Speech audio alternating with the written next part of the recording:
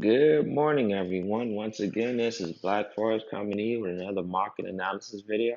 This morning, we're going to be looking at the NZDUSD, known as the Kiwi. Okay, but before we get started to break down this Forex pair, we have to state that this video is for educational purposes only. This is not financial advice, but we all know why you guys are here. You guys are here to find good, credible Forex content to help improve your ability as a trader and to help put a little bit of extra money in your pocket. Now, with that being said, let's go ahead and break down this currency pair. Okay.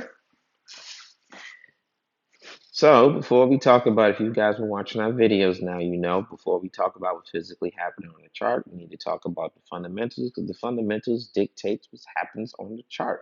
What happens on the chart does not dictate its fundamentals. Okay.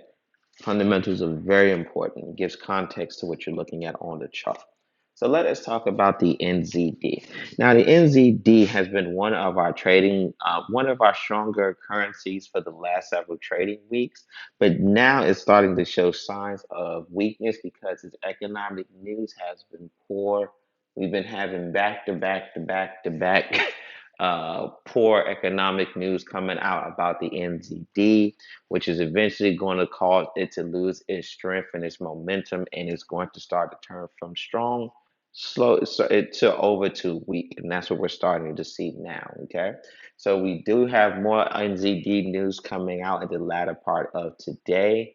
After the close of the New York session, and we're going to have to see what this news is to see how it plays out going towards the NZD getting stronger or maintaining its current weakness. Okay, the USD, it's a few things going on with the USD. Is currently acting as one of our stronger currencies going into this trading day. This is solely due to the economic policies and measures and interventions, and the increase in the interest rate from 25 to 50% is starting to have an effect on our inflation here in America. And pretty soon we're going to start seeing prices fall in the stores. Okay, another economic factor that is affecting the USD gaining more strength is the prices of oil is starting to fall. With the prices of oil starting to fall, that means that gas prices are starting to fall and becomes much cheaper. If gas becomes much cheaper, that means consumers spend less on gas and have more money to spend on the store, on their wants and on their needs. If they're spending more money in the stores, that means the economy is growing. And if the economy is growing, that means the US dollar is getting stronger. But if gas continues to go up, if the economic policies and measures in place to combat inflation start to slow down and doesn't start to combat inflation expeditiously and aggressively, we will see the dollar start to get weak because that's going to have the overall economy start to stagnate and start to shrink because that's going to be less available money in consumers' pockets. They're not going to be spending money in the stores on their wants and needs. They're just going to be spending it on the bare necessities that they need to survive. So if we get in that situation, then the dollar is going to become much weaker than it's been these last several trading weeks, and that means that it's going to lose all its recently gained strength.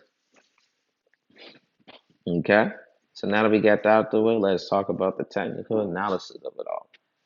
All right, so we've been going up over these last several trading weeks, as you can see, very aggressive push up, had a range area here. We broke that range in the opening of the New York trading session, and we've been going down. Got a little hezzy, like I thought we would in this area, but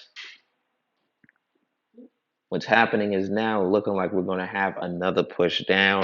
So how far and how aggressively can we push down? We can push down to this area here. Now this is going to be important to see how aggressive the push downs here. If we push down here very aggressively and then continues to go down, that could be a telltale sign that we are going to be having price turnover. Okay.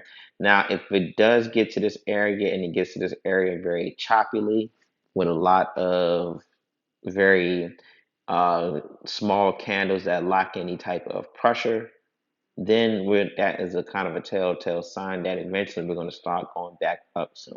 But if we get to this area here very aggressively and then start to range out, then we're probably looking at the beginning of price turnover.